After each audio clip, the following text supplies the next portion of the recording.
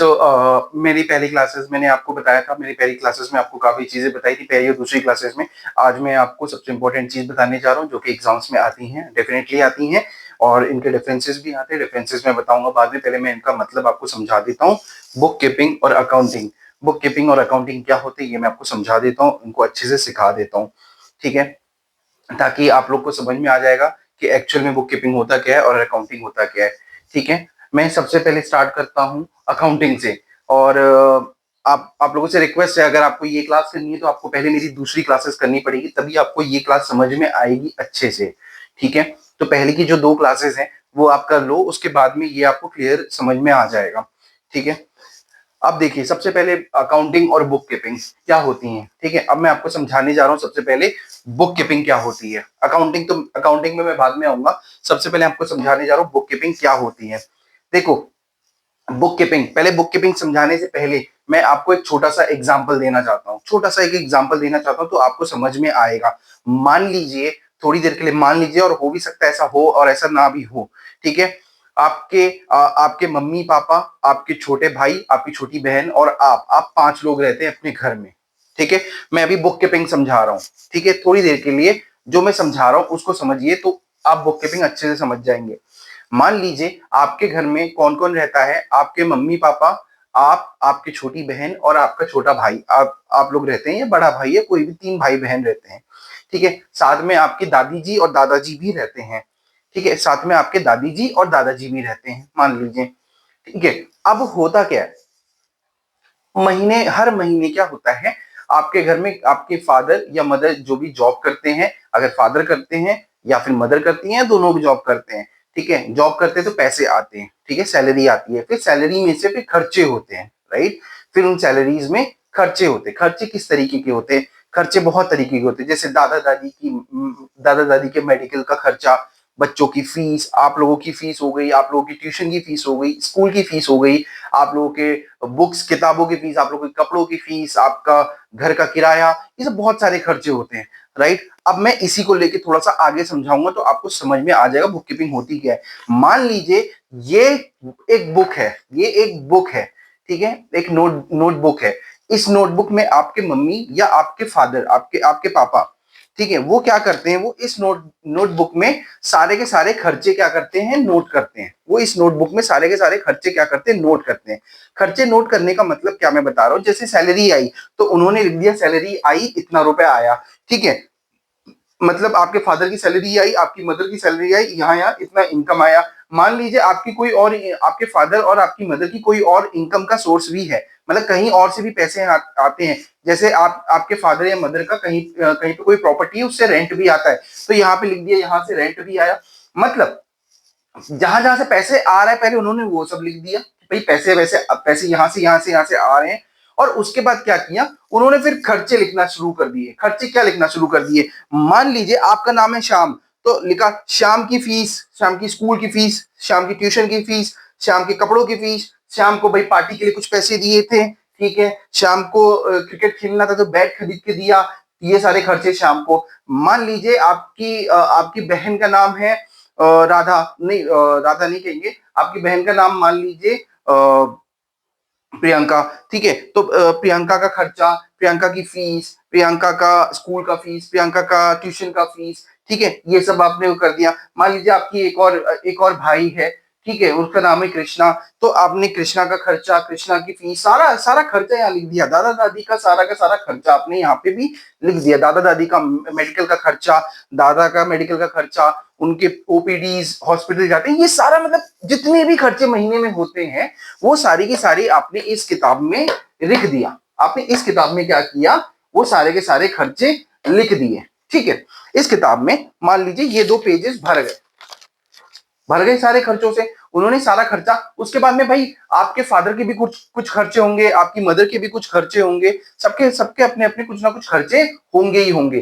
तो वो सारे के सारे आपने क्या किए, खर्चे यहाँ पे लिख दिए आपने, मतलब कि आपके फादर ने और आपकी मदर ने लिख दिए, ठीक है? तो ये क्या कर रहे हैं एक्चुअल में, ये क्या कर रहे हैं, ये वो रिकॉर्ड कर रहे हैं। क्या रिकॉर्ड कर रहे हैं, फाइनेंशियल ट्रांजेक्शन्स को रिकॉर्ड कर रहे हैं। क्या कर रहे हैं, फाइनेंशियल ट्रांजेक्शन। फाइनेंशियल ट्रांजेक्शन का मतलब क्या होता है, जिसमें मनी इन्वॉल्व होता है, जिसमें मनी इन्वॉल्व होता है, जिसमें पैसा इन्वॉल्व होता है, पैसे का आना या पैसे का जाना इन्वॉल्व होता है, या फिर कुछ ऐसा चीज इन्वॉल्व होना जो मनी में मेजर किया जा सकता है। मेरी पहली क्लास में मैंने आपको मनी मेजरमेंट कॉन्सेप्ट समझाया था।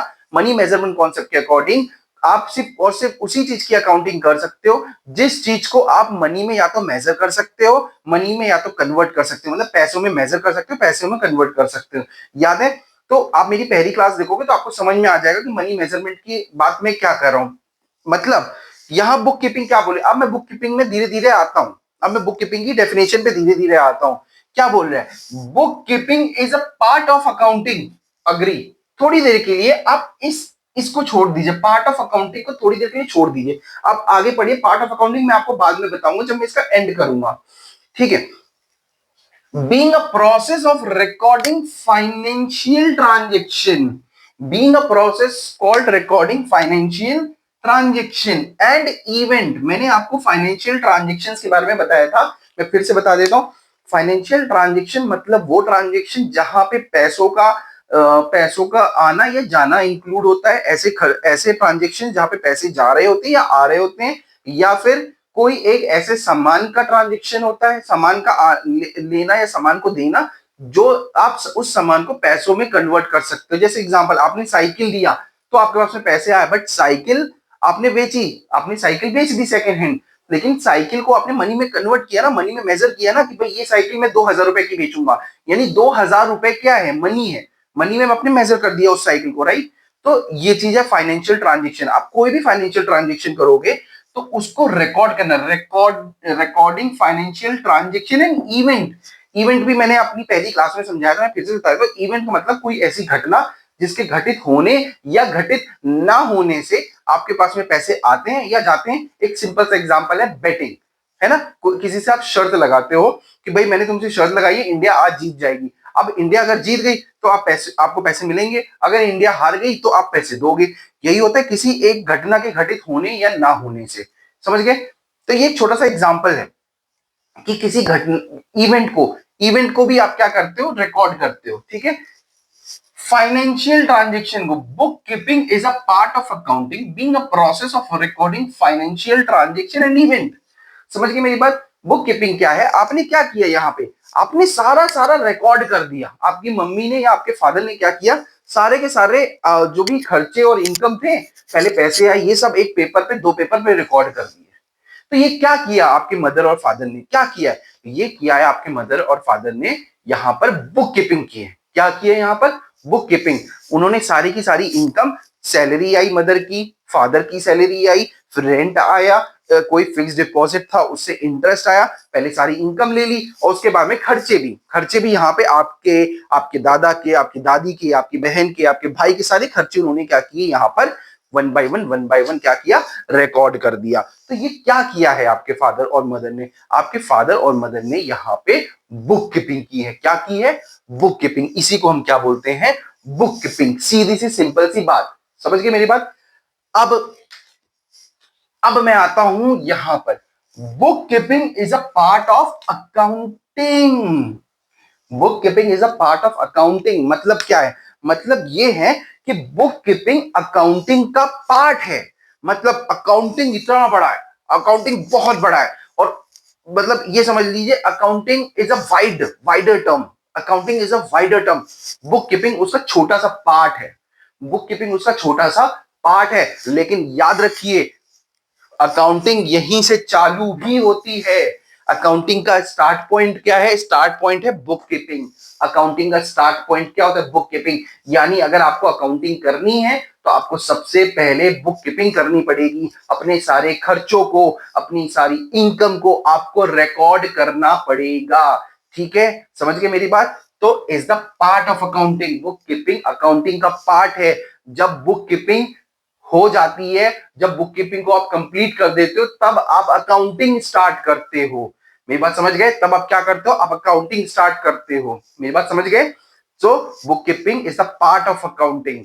जब बुक कीपिंग खत्म होती है तब आप अकाउंटिंग को चालू करते हो, स्टार्ट करते हो। मेरी बात समझ गए? तो मैं फिर से डेफिनेशन पढ़ता हूं। Bookkeeping is the part of accounting, being a process of recording financial transaction and event. Financial transaction मैंने आपको बताया, फाइनेंशियल ट्रांजेक्शन मतलब कि कोई भी पैसों का आना या पैसों का जाना, ये एक ट्रांजेक्शन ये हुआ। दूसरा कोई एक ऐसा ट्रांजेक्शन या कोई एक ऐसा चीज होना जिसको आप मनी में कन्वर्ट या मेजर कर सकते हो। मेरी बात समझ गए? अभी मैं आपको और समझाऊंगा इसके बारे में, ठीक है। और इवेंट, फाइनेंशियल ट्रांजेक्शन और इवेंट, कोई एक ऐसा इवेंट होना, इवेंट का होना या ना होने से आपको पैसे मिलेंगे या पैसे नहीं मिलेंगे। छोटा सा एग्जांपल मैंने अभी दिया आपको, शर्त दी थी, शर्त का लगाना। दूसरा एग्जांपल देता हूं, मान लीजिए किसी के बिजनेस में आग लग गई, ये एक इवेंट है, आग लगना, आग लग गई, उसका बिजनेस उस बेचारे का बिजनेस क्या हो गया, जल के खाक हो गया। तो क्या हुआ, उससे हुआ क्या, उससे ये हुआ, वो सबको ये बोल रहा है कि भाई मेरे को करोड़ों रुपए का नुकसान हो गया, मेरे को करोड़ों रुपए का नुकसान हो गया। मतलब क्या है कि वो जो भी जला है वो उसको मनी में कन्वर्ट कर ले रहा है ना, मनी में मेजर कर ले रहा है ना, मनी में क्या कर ले रहा है, मेजर कर ले रहा है। मान लीजिए कि मैं साइकिल से अपने बाइक से अपने दोस्त के यहाँ गया और वहां पर मेरी बाइक मैंने बाहर खड़ी की, बाइक मेरी चोरी हो गई।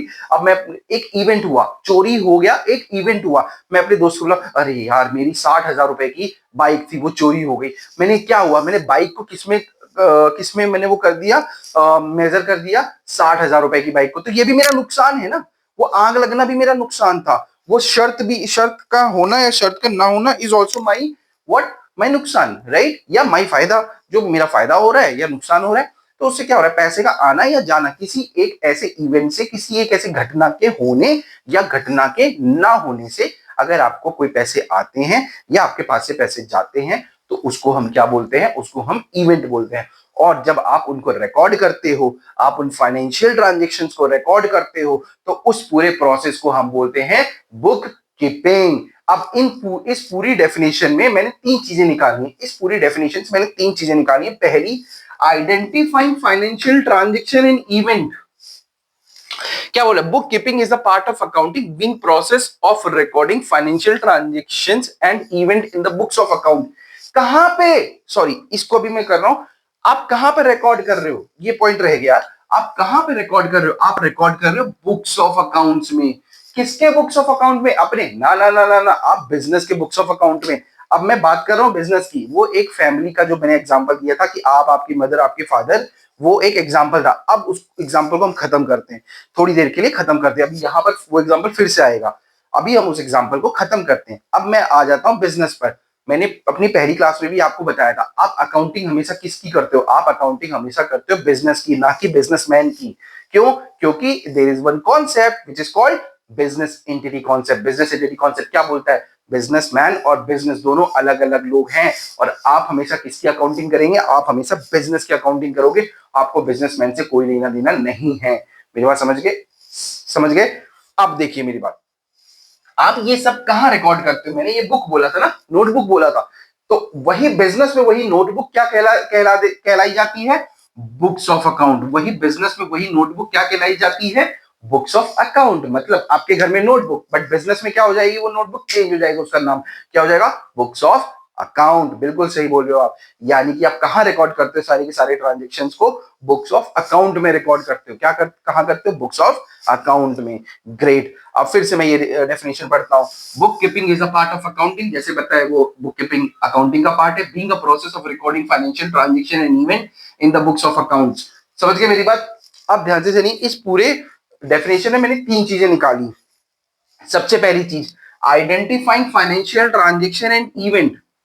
ध्यान से सुनिएगा, मैंने तीन चीजें निकाली, identifying financial transactions and event.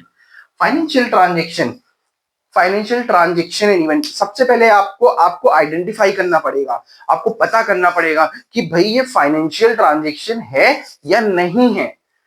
Identify मतलब पहचानना कि ये जो ट्रांजेक्शन हो रहा है ये फाइनेंशियल हो रहा है या नहीं हो रहा है, इसमें पैसों का लेन देन है या नहीं है, ये जो इवेंट हो रहा है इसमें पैसों का आना या जाना है या नहीं है, या भविष्य में होगा या नहीं होगा।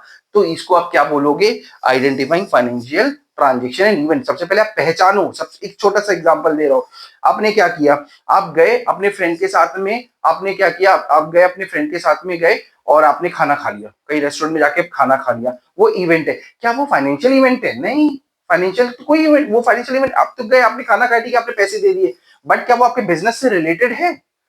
आपकी क्या वो बिजनेस से रिलेटेड है? नहीं है, वो बिजनेस से रिलेटेड, वो बिजनेस से रिलेटेड नहीं है, तो वो फाइनेंशियल इवेंट नहीं होगा।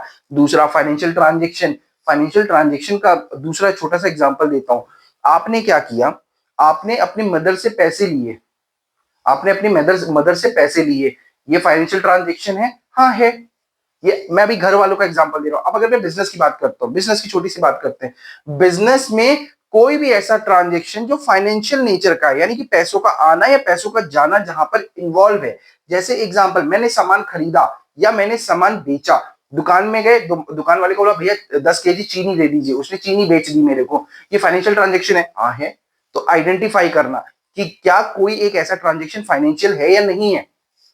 अब मैं आपको एक ऐसा ट्रांजेक्शन बताता हूं जो फाइनेंशियल नहीं है, कोई एक ऐसा ट्रांजेक्शन जो फाइनेंशियल नहीं है। एग्जांपल, बिजनेस आप बिजनेस की अकाउंटिंग कर रहे थे, आप बिजनेस की अकाउंटिंग कर रहे थे, अचानक से क्या हुआ, आप क्या कहते, आप गए, आपके फैमिली वाले आ गए उस बिजनेस में, मतलब आपके ऑफिस में आपकी फैमिली वाले आ गए और बोले चलो खाने पीने चलते हैं। आप चले गए खाने पीने, और आपने क्या किया, वहां से खाने पीने में आपके 100 रुपए खर्च हुए।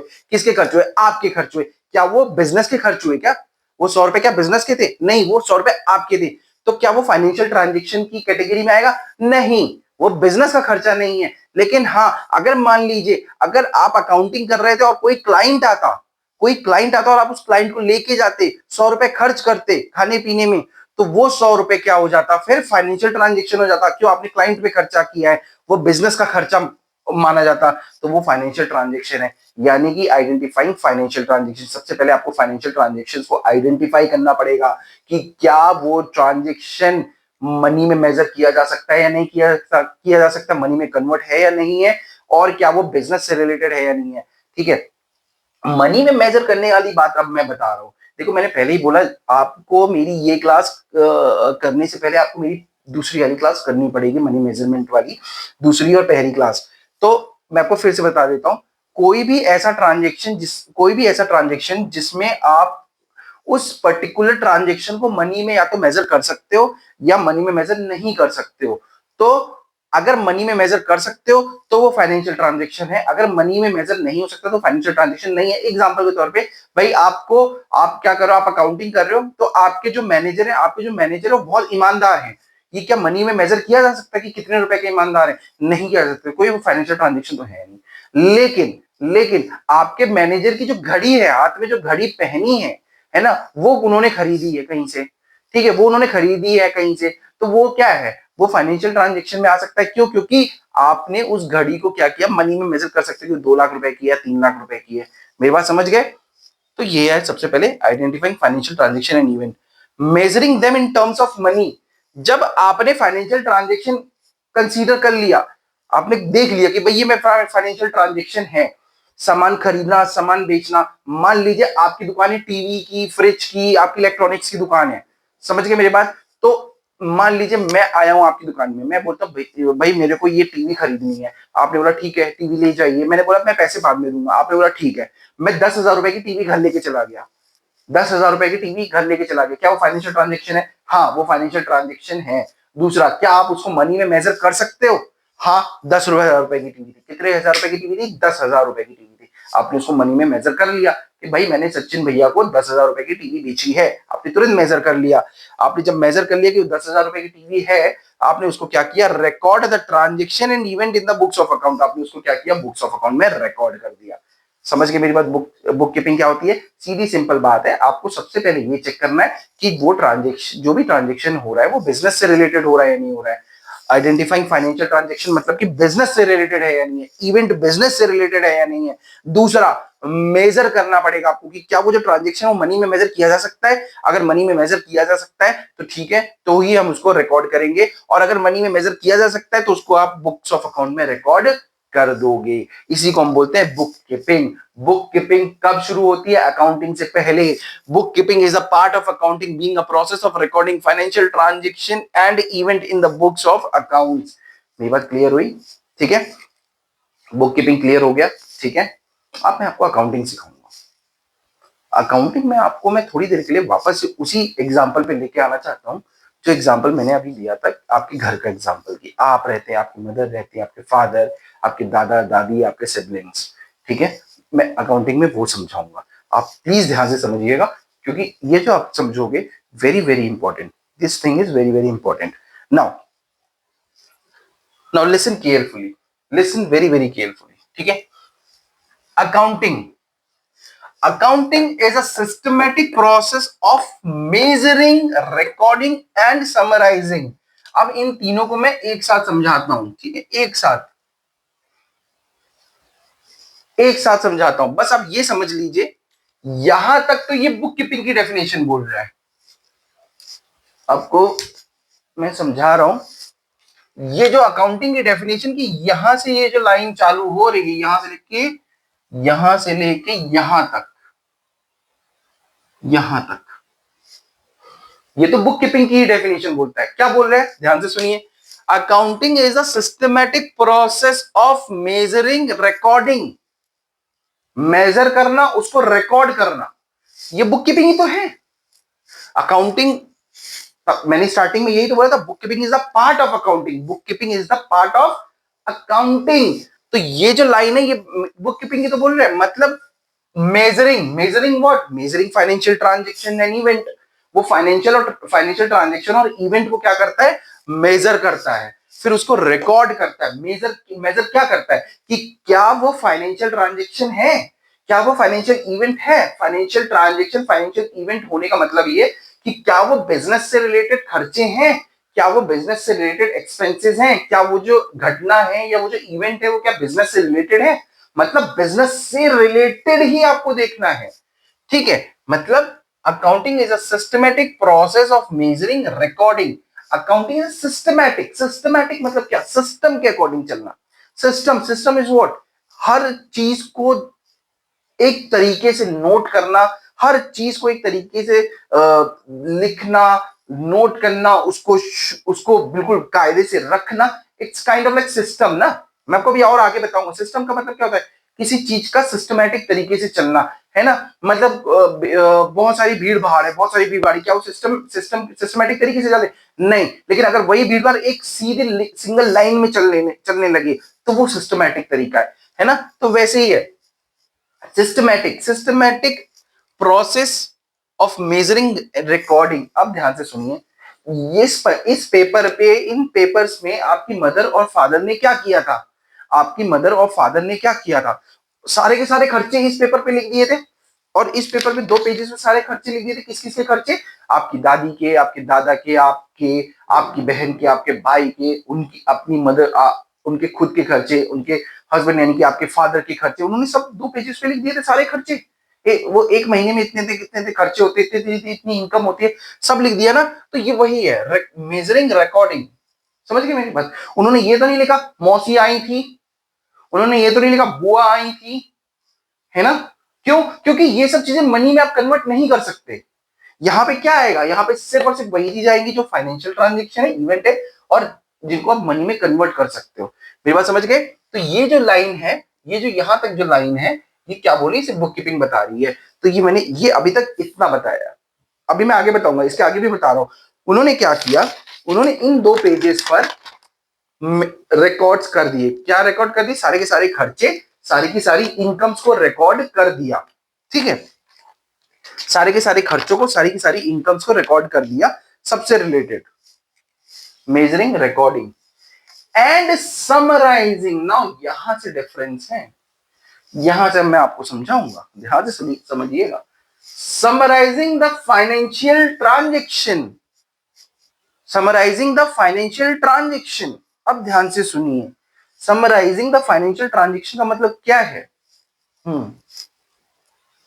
उन्होंने क्या किया, आपकी मदर और फादर ने क्या किया मैं बताता हूं। उन्होंने क्या किया कि मान लीजिए एक पेपर है, ये एक पेपर है, ये एक पेपर है।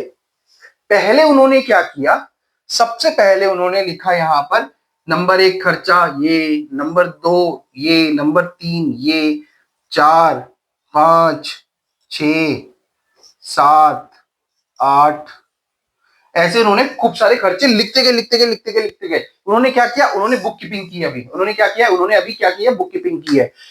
मेजरिंग एंड रिकॉर्डिंग, उन्होंने सिर्फ रिकॉर्ड किया है। मेरी बात समझ गए। उन्होंने पेज नंबर, ये पेज नंबर कौन सा है, पेज नंबर 1 और 2, पेज नंबर 1 और 2 में उन्होंने सारे खर्चे नोट किए। ठीक है, मेरी बात समझ गई। अब ध्यान से सुनो, अब वो पेज नंबर 3 में क्या कर रहे हैं, ध्यान से समझना। मैं आपको समराइजिंग का मतलब बता रहा हूं, ध्यान से समझिएगा। पेज नंबर 3 पे क्या कर रहे हैं, वो पेज नंबर 3 पे जस्ट ये रहा, वो पेज नंबर 3 पे क्या किया उन्होंने, जो पेज नंबर 3 था उसको 4 पार्ट्स में डिवाइड कर दिया।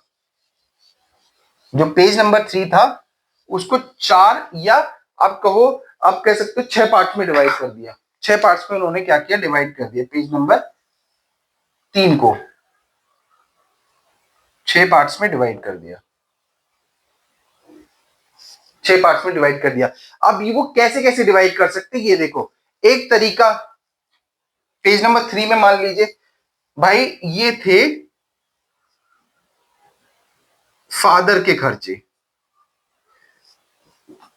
ये है मदर के खर्चे, ये है आपका खर्चा श्याम, ये है कृष्णा का खर्चा, ये है दादा का खर्चा, ये है दादी का खर्चा। समझ गए मेरी बात। उन्होंने क्या किया, उन्होंने ये जो 2 पेजेस के खर्चे थे, ये जो 2 पेजेस के खर्चे थे, उन्होंने क्या किया, उन्होंने देखा नंबर 1 का खर्चा किसका खर्चा है, फादर का खर्चा है। ठीक है, तो उन्होंने नंबर 1 का खर्चा डाल दिया यहां पर। नंबर 2 का खर्चा कृष्णा का है, उन्होंने यहां पे डाल दिया। मतलब यहीं से खर्चे देख के वो यहां बॉक्स में भर रहे हैं। यहीं से खर्चे देख के फिर मदर का खर्चा जो है वो यहाँ लिख दिया, श्याम का खर्चा, दादी का खर्चा, दादा का, श्याम का, ये ऐसे ऐसे करके उन्होंने क्या किया, सारे के सारे खर्चों में, मतलब सारे के सारे बॉक्सेस में उन्होंने क्या किए, उन पर्टिकुलर पर्सन से रिलेटेड सारे के सारे खर्चे डाल दिए। ठीक है, ये तो क्या, ये क्या किया उन्होंने, ये किया उन्होंने खर्चों का काम। कितना खर्चों का, यानी कि एक्सपेंसेस, खर्चों का पेपर बना दिया। एक दूसरा पेपर उन्होंने बनाया, मान लो ये है पेपर, एक दूसरा पेपर बनाया उन्होंने इनकम का, एक दूसरा पेपर उन्होंने बनाया इनकम का। अब ऑब्वियस सी बात है, आप दोनों इनकम तो नहीं कमा सकते, आप दोनों तो अभी बच्चे हो। तो उन्होंने क्या किया, उन्होंने 4 पार्ट में डिवाइड किया, उन्होंने 4 पार्ट में डिवाइड किया। फिर देखा कि अच्छा फादर ये है, मदर ये है, दादा ये है, दादी ये है। ठीक है, उन्होंने क्या किया, फादर की सैलरी, मदर की सैलरी, दादा की पेंशन, दादी की पेंशन, कोई रेंट आता होगा फादर की प्रॉपर्टी पर, कोई फिक्स डिपॉजिट पे इंटरेस्ट होगा मदर का, ऐसे कोई भी इनकम। उन्होंने क्या किया, इनकम का एक अलग पेज बनाया और वहां पे इधर से देख देख के वहां पे वो कर दिए। अब ये क्या है, ये एक सिस्टमैटिक तरीका है ना, ये क्या एक सिस्टमैटिक तरीका, सिस्टमैटिक तरीका मतलब क्या, उन्होंने पहले क्या किया, उन्होंने 1-2 पेज पे ऐसी लाइन लाइन से भर दिए खर्चों के, ये शाम का खर्चा, ये कृष्णा का खर्चा, ये दादा का खर्चा, ये दादी का खर्चा, ये मेरा खर्चा, ये फादर का खर्चा, ये ऐसे लिख दिए। अब अगर मैं आपको बोलूंगा कि अच्छा बताओ आपके खर्चे कितने, तो आप हर लाइन देखोगे, ये लाइन मेरा, फिर 2-3 लाइन बाद फिर देखो अच्छा ये रहा मेरा, फिर देखोगे फिर तीसरा मेरा, आप ऐसे चेक करोगे। लेकिन अगर आप सिस्टमैटिक तरीके से करोगे, सिस्टमैटिक तरीके से ऐसे, और तब मैं पूछूं कि श्याम तुम बताओ कि तुम्हारा कितना खर्चा हुआ, तो आप तुरंत जाओगे ये पेज नंबर 3 ओपन करोगे और बोलोगे सर मेरा इतना खर्चा हुआ, ये पेज, ये सेक्शन देख के। फिर मैं अगर पूछूंगा तुम्हारे फादर का कितना खर्चा हुआ, तुम फादर का सेक्शन देख के बताओगे, मदर का कितना खर्चा हुआ, मदर का सेक्शन देख के बताओगे। ये एक सिस्टमैटिक तरीका है ना, आप तुरंत ऐसे आंसर दे रहे हो। अग्री, आपने तुरंत आंसर दिया। अब मैं वही पूछूंगा अच्छा आपकी इनकम कितनी हुई, तो आप इनकम बता दोगे ये है ये। अगर मैं पूछूं टोटल कितनी है, तो चारों को टोटल आप बता दोगे मेरे को। अग्री। अगर मैं पूछूं दादा की इनकम कितनी है, तो आप मेरे को दादा की इनकम, दादी की कितनी है, आप दादी की इनकम बता दोगे। क्यों, ये सिस्टमैटिक तरीका है ना।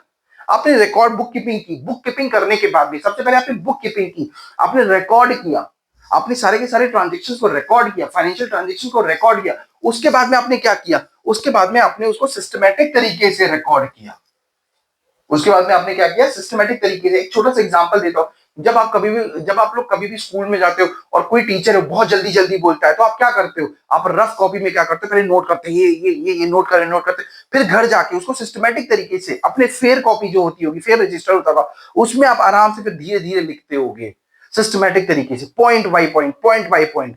अग्री? यहां पर भी हम वही कर रहे हैं। जो फटाक फटाक फटाक फटाक लिख दिया, वो क्या है, वो है बुक कीपिंग। और उसको जो लिखा है, फिर उसको हम अच्छी तरीके से, सिस्टमैटिक तरीके से जब लिख रहे हैं, तो उसको हम क्या बोलते हैं, समराइजिंग द फाइनेंशियल ट्रांजेक्शंस। हम यहां पर क्या कर रहे हैं, उसको समराइज कर रहे हैं, उस पर्टिकुलर फाइनेंशियल ट्रांजेक्शन को समराइज कर रहे हैं। कैसे समराइज कर रहे हैं, ध्यान से सुनिए कि वो ट्रांजेक्शन किससे रिलेटेड है, वो ट्रांजेक्शन किससे रिलेटेड है, उसका नेचर क्या है, वो खर्चा है या इनकम है, वो खर्चा है या इनकम है। खर्चे के भी बहुत सारे नेचर होते हैं, वो कौन सा खर्चा है। अब मैं बिजनेस की बात करता हूं, अब मैं किसकी बात करता हूं, बिजनेस की बात करता हूं।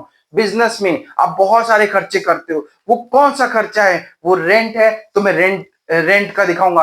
ये जो मैंने जो सेक्शंस बनाए हैं ना, ये जो सेक्शंस बनाए ना, इन सेक्शंस को बोलते क्या है, ध्यान से सुनिए, इन सेक्शंस को बोलते हैं लेजर, LEDGER, लेजर। इन सेक्शंस को क्या बोलते हैं, लेजर।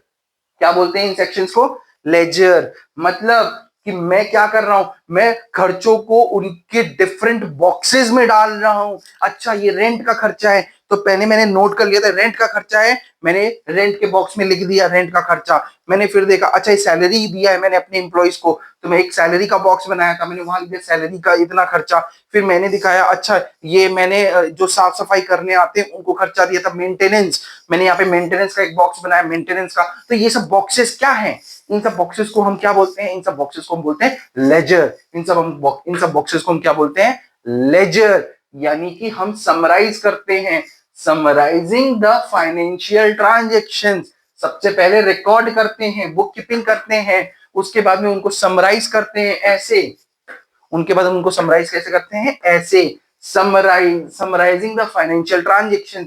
ये जो फाइनेंशियल ट्रांजेक्शन हैं और जो इवेंट होते हैं, उनको हम लोग समराइज करते हैं ऐसे।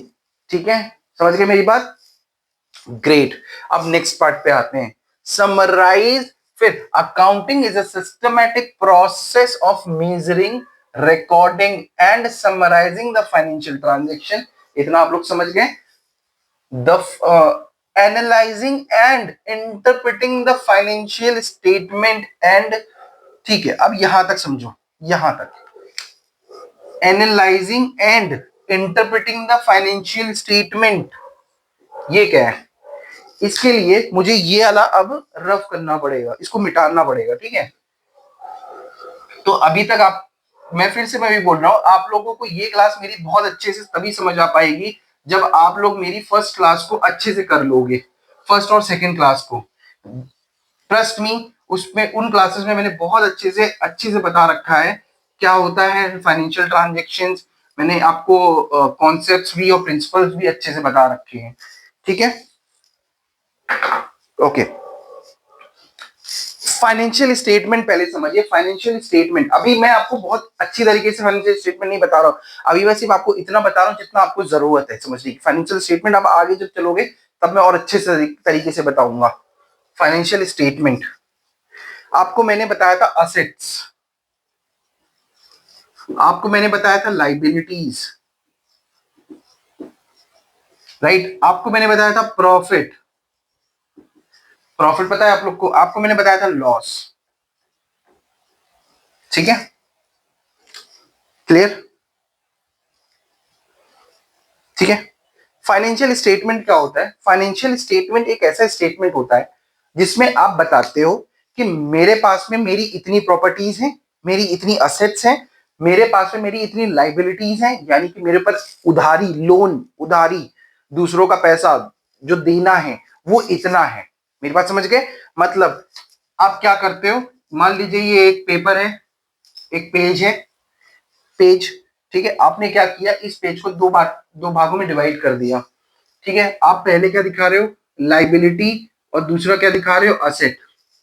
ठीक है, आप दिखा रहे हो मेरे पास ये लाइबिलिटी है, आप दिखा रहे हो मेरे पास ये असेट्स है। समझ गए मेरी बात? फाइनेंशियल स्टेटमेंट यही होता है, लाइबिलिटी और असेट्स। फाइनेंशियल स्टेटमेंट क्या होता है, लाइबिलिटी और असेट्स दिखाता है। ठीक है, और साथ में और क्या दिखाता है, एक दूसरा पेज है।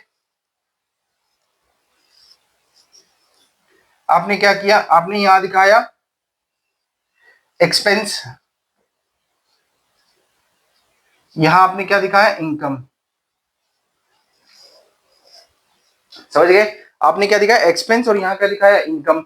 मान लीजिए आपने दिखाया मेरे पास इतने इतने इतने इतने इतने खर्चे हुए, इतना इतना इतना इतना इतना इनकम हुआ। आपने दिखाया इतने खर्चे हुए, इतने इनकम हुए। अब भाई मान लीजिए आपकी खर्चा हुआ 1000 रुपए, आपकी इनकम हुई 1500 रुपए। ऑब्वियस सी बात है, 500 रुपए का क्या हुआ, प्रॉफिट हुआ। तो ये जब आप ये बनाओगे तभी आपको पता चलेगा आपको प्रॉफिट हुआ है या लॉस हुआ है। आपको 1000 रुपए का खर्चा हुआ और आपको आपने कमा और आपकी जो इनकम हुई है वो 800 रुपए की हुई है। प्रॉफिट कितने का हुआ, जीरो, लॉस हो गया ना। आपने 1000 रुपए कमाया, 1000 रुपए सॉरी 1000 रुपए खर्चा किया है, और इनकम कितनी है आपके पास में, 800 रुपए। आपने कमाया कितना, 800 रुपए। इनकम मतलब कमाना, इनकम मतलब कमाया। वो जो इनकम आई है आपने वो कमाया कितना, 800 रुपए। तो लॉस कितने का हुआ, 200 रुपए का। प्रॉफिट थोड़ी हुआ। तो फाइनेंशियल स्टेटमेंट क्या बताता है, वो यही यही बताता है कि आपके पास में असेट कितनी, लायबिलिटी कितनी, प्रॉफिट कितना। असेट और लायबिलिटी के लिए सेम चीज, अगर आप मेरी फर्स्ट और सेकंड क्लास देखोगे तो आपको समझ में आ जाएगा असेट्स क्या है, लायबिलिटीज क्या है। समझ गए मेरी बात? ठीक है, अब मैं इस पार्ट पे आता हूं, analysing and interpreting the financial transactions and financial statement, sorry, analysing and interpreting the financial statement.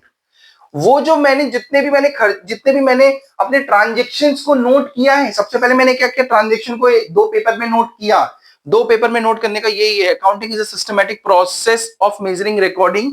मतलब मैंने मेजरिंग और रिकॉर्डिंग जो किया वो सिस्टमैटिक प्रोसेस है। किसका प्रोसेस है, वो जो मैंने रिकॉर्ड किया है, जो बुक कीपिंग मैंने रिकॉर्ड किया है, मेजर करके जो रिकॉर्ड किया है उसको समराइज करना। समराइज मैंने अभी आपको बताया था, ऐसे समराइज कर दिया। और समराइज करने के बाद the financial transaction analysing and interpreting, उसको एनालाइज करना। उसको एनालाइज करना मतलब प्रॉफिट एंड लॉस। उसको एनालाइज करना मतलब प्रॉफिट एंड लॉस। उसको एनालाइज करना मतलब प्रॉफिट एंड लॉस, कि वो जो खर्चे और इनकम हो रही है उसको मैं एनालाइज कर रहा हूं, एनालिसिस कर रहा हूं कि भाई मुझे प्रॉफिट हो रहा है या लॉस हो रहा है, वो खर्चा किस तरीके का है, वो खर्चा किस नेचर का है। ये सब एनालिसिस होता है। एनालिसिस मतलब यही होता है कि वो खर्चा किस तरीके का है, वो इनकम किस तरीके की, किस नेचर की है, वो इनकम मुझे कहां से मिल रही है, वो इनकम मेरे बिजनेस की इनकम है या फिर, देखो आपके दो बिजनेस में दो तरीके की इनकम हो सकती है। पहली जो बिजनेस से इनकम हो रही है, जैसे एग्जांपल, आप क्या कर रहे हो, आप सब्जियां बेच रहे हो, आपके पास में बहुत बड़ी शॉप है, आप उस शॉप पे क्या करते हो, सब्जियां बेचते हो। तो आप सब्जियां बेच के इनकम कमा रहे हो। आपने क्या किया, आपके जस्ट सामने थोड़ी सी जगह खाली थी, वो भी जमीन आपकी ही थी। आपने क्या किया, वो जमीन को क्या किया, रेंट पे उठा दिया, एक गोलगप्पे वाले को दे दिया। अब वो गोलगप्पा वाला आपको रेंट दे रहा है। अब वो जो रेंट है, क्या वो आपके बिजनेस की इनकम है? हाँ, बिजनेस की इनकम है, लेकिन वो आपके कोर बिजनेस की इनकम नहीं है। सब्जी से नहीं आ रही है वो आपकी इनकम। ठीक है, समझ गए मेरी बात? मतलब कोर बिजनेस मतलब जिस चीज का आप बिजनेस कर रहे हो उससे जो इनकम होगी उसको हम कोर बिजनेस इनकम बोल दे रहे हैं। लेकिन उसके अलावा जो इनकम आ रही है वो आपकी कोर बिजनेस की, वो अलग से। आपने बहुत सारा पैसा कमाया बिजनेस, सब्जी बेच के आपने एफडी कर दी है, वहां से इंटरेस्ट भी आ रही है, बिजनेस के नाम पे इंटरेस्ट आ रहा है, तो वो भी इनकम है। लेकिन वो क्या आपका कोर बिजनेस का है? नहीं। वो तो इनकम है ऑब्वियसली, लेकिन वो कोर बिजनेस का नहीं है। आपका कोर बिजनेस का इनकम क्या होगा, सब्जी बेच के जो इनकम आ रही है वो। तो आपने ये कैसे पता किया, ये जब आपने एनालाइज किया, एनालिसिस किया। मेरी बात समझ गए? एनालिसिस, उन खर्चों को, उन ट्रांजेक्शन का एनालिसिस करते हो, वो किस तरीके के खर्चे हो, किस तरीके की इनकम है, ये सब जब आप एनालिसिस करते हो। ठीक है, और फिर बाद में एनालिसिस करने के बाद में इंटरप्रेटिंग द फाइनेंशियल स्टेटमेंट, उनको फाइनेंशियल स्टेटमेंट में इंटरप्रेट करना, मतलब फाइनेंशियल स्टेटमेंट में उनको लगाना, उनको दिखाना कि ये जो खर्चा है ये मेरी असेट है, या ये असेट है, ये लाइबिलिटी है, इतने खर्चे हुए, इतनी इनकम हुई और इतना प्रॉफिट हुआ। मेरी बात समझ गए? तो ये क्या है, एंड कम्युनिकेटिंग ये वाला भी हटा देते हैं। इंटरप्रेटिंग द फाइनेंशियल स्टेटमेंट, ये जो फाइनेंशियल स्टेटमेंट में आपने जो भी खर्चे किए फिर उनको एनालाइज किया, उनको अच्छे से एनालाइज किया, एनालाइज करने के बाद में एनालाइज क्या किया कि वो मेरा किस तरीके का खर्चा है, किस तरीके की इनकम है, वो इनकम मेरी ज्यादा है। एनालिसिस कुछ भी हो सकता है, एनालिसिस कुछ भी हो सकता है, आप कुछ भी एनालिसिस कर सकते हैं। एनालिसिस क्या होता है, एनालिसिस मतलब किसी चीज के डीप में जाना, वो मेरा खर्चा है किस तरीके का खर्चा है ना, वो मेरा रेगुलर खर्चा है या कभी कभी होने वाला खर्चा है, वो मेरी रेगुलर इनकम है या कभी कभी होने वाली इनकम है, उसको आप एनालिसिस करते हो। एनालिसिस करना, फिर उसको क्या करना, फाइनेंशियल स्टेटमेंट पे इंटरप्रेट करना कि भाई इससे मेरी लाइबिलिटी क्रिएट हो गई, मेरी उधारी बढ़ गई, मेरी असेट बन गई, मेरी प्रॉपर्टी बन गई, या मेरे को प्रॉफिट हो रहा है या लॉस हो रहा है। तो ये प्रॉफिट और लॉस कैसे पता करोगे, आप एनालिसिस करोगे ना कि भाई मेरा खर्चा इतना हुआ, इनकम इतनी हुई, प्रॉफिट हुआ, खर्चा ज्यादा हो गया, इनकम कम हुई, लॉस हो गया। तो ये सब आप एनालिसिस करके पता करोगे। फिर इंटरप्रेट द फाइनेंशियल स्टेटमेंट, जैसे वही बता रहा हूं, आप वो जो ट्रांजेक्शन है उनको फाइनेंशियल स्टेटमेंट पे क्या करते हो, शो करते हो। तो इंटरप्रेट करना, अच्छा ये सब कर दिया आपने, ये सब कर दिया। उसके बाद में जो प्रॉफिट हो रहा है या जो लॉस हो रहा है, या आपकी कितनी असेट बन गई, कितनी लाइबिलिटी बन गई, इसको बोलते हैं रिजल्ट्स। इनको क्या बोला जाता है, रिजल्ट, है ना। आप बिजनेस कर रहे हो तो बिजनेस का रिजल्ट क्या होगा, पास या वो सॉरी प्रॉफिट या लॉस। मान लो अगर आप पढ़ाई कर रहे हो, आप क्लास 12th में हो या 11th में हो, आप पढ़ाई कर रहे हो तो आपका रिजल्ट होगा पास या फेल। वैसे ही बिजनेस का रिजल्ट क्या होता है, प्रॉफिट होता है या लॉस होता है, या तो प्रॉफिट हो रहा है या लॉस हो रहा है। ठीक है, तो वो क्या करते हैं, वो जो रिजल्ट होते हैं वो हम बिजनेस का जो यूजर होता है, बिजनेस का यूजर कौन होता है, बिजनेस के बहुत सारे यूजर होते हैं। बिजनेस के यूजर होते हैं सरकार, बिजनेस के यूजर होते हैं उस बिजनेस का ओनर, मालिक, है ना। तो ये कौन लोग हैं, ये यूजर है। जब सारा का सारा प्रॉफिट लॉस निकाल लेते हो, आप जब देख लेते हो कि मेरी इतनी असेट से इतनी लाइबिलिटी है, तब आप क्या करते हो, आप बिजनेस के यूजर को बताते हो कि भाई देखो इतना प्रॉफिट आया है या फिर देखो इतना लॉस आया है। मेरी बात समझ गए। तो बिजनेस के यूजर को आप क्या करते हो, कम्युनिकेट करते हो। बिजनेस के यूजर्स को आप क्या करते हो, कम्युनिकेट करते हो। क्या कम्युनिकेट करते हो, ये प्रॉफिट और लॉस, समझ गए, असेट्स और लायबिलिटी, ये सब कम्युनिकेट करो। मैं फिर से समझा देता हूं। Accounting is a systematic process of measuring, recording and summarising the financial transaction. मतलब अकाउंटिंग क्या है, जो आप बुक कीपिंग में जो ट्रांजेक्शन्स को मेजर करते हो, पहले उसको फाइंड करते हैं, मेजर करते हैं, और जो रिकॉर्ड करते हैं, मेजर करने के बाद उसको बुक्स ऑफ अकाउंट में रिकॉर्ड करते हैं।